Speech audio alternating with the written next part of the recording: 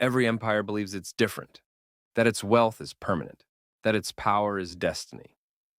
But history disagrees. Rome thought its legions would rule forever. Spain believed its gold would never run dry. Britain assumed the sun would never set on its empire.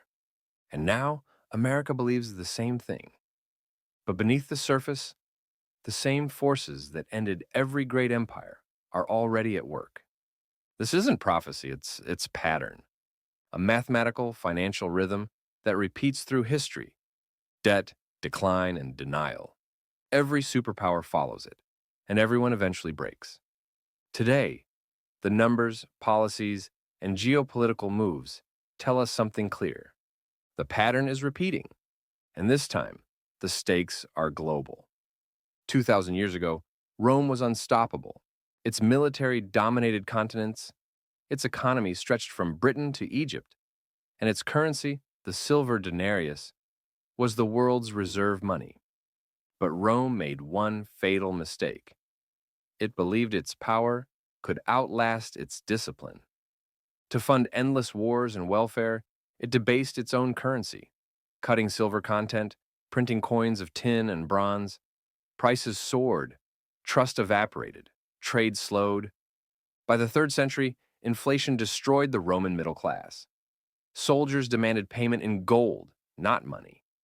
The empire resorted to taxation, corruption, and eventually collapse. The first empire to fall to its own currency. 1,000 years later, Spain rose to dominance, the richest empire on earth. Galleons carried gold and silver from the New World, filling Spanish vaults with unimaginable wealth. But wealth without productivity is a mirage. Spain imported everything, from weapons to grain, using gold as payment. The economy hollowed out. Inflation raged as prices across Europe doubled and tripled. The gold that should have made Spain powerful made it weak. And when wars with England and the Dutch bled the treasury dry, the empire defaulted, not once, but 6 times. Spain drowned in its own treasure. Then came Britain, the empire of industry and finance. London became the capital of the world. The pound sterling was money itself. But Britain's power wasn't built on gold, it was built on debt. Massive loans financed colonies, railroads, and wars. At its peak, Britain controlled a quarter of the globe, but it also owed more money than any nation in history. World War I shattered that illusion. The empire's debts skyrocketed, its gold reserves drained, and its colonies began to drift away. By the end of World War II, the United States, once its ally, had replaced it as the world's banker. The British Empire didn't fall overnight. It fell to arithmetic. After 1945, America inherited the mantle of empire, not by conquest, but by credit. Under the Bretton Woods system, the dollar became the world's reserve currency, backed by gold and trust in U.S. power. For decades, it worked. But then came Vietnam, then oil shocks, then the temptation to print what couldn't be earned. In 1971, Nixon closed the gold window, turning the dollar from a promise into paper. Since then, U.S. debt has grown 75-fold. The money supply has exploded, and America's economy, like Rome's before it, runs on consumption, not production. The empire of the dollar is now an empire of debt. Meanwhile, history's pendulum swings again. China, India, Russia, nations once on the periphery, are now building their own systems. Trade in yuan, oil deals outside the dollar, gold reserves rising quietly in central banks, from Riyadh to Moscow. This isn't rebellion, it's evolution.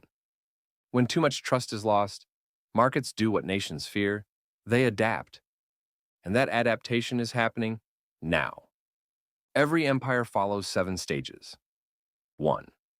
Rise through productivity. 2. Expansion through trade. 3. Debt through ambition. 4. Currency debasement to sustain it. 5. Inflation and inequality. 6. Loss of trust, both at home and abroad. 7th. Replacement by something new. Rome, Spain, Britain. Each fell not by invasion but by the arithmetic of arrogance. And the numbers now point toward America. The U.S. won't vanish.